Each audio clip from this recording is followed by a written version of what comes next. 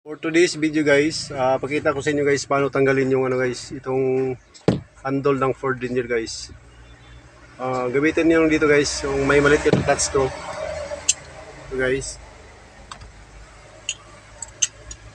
Yan. Kung sakali palitan nyo guys, yung tulad sa kabila, ayaw na bumalik. Tulad yan guys oh. Ayan oh, hindi na siya babalik guys. Oh. Kusang bumabagsak.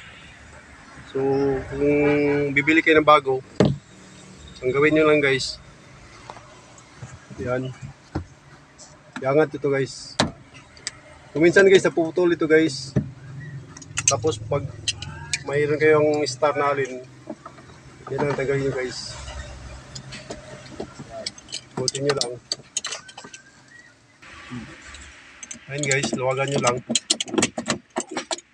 Kuminsan guys, napuputol siya. Palad sa kabila, pag tanggal ko ng putol ko, pwede naman ibalik yan.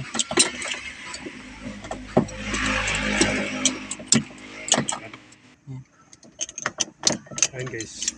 Pag matanggal natin, yan na guys. Oh. Kung bumili kayo ng bago, yun ang gamitin nyo guys. Yung star na screw. Kung sakaling naputol sa inyo, hindi na bubalik, bili kayo ng bago.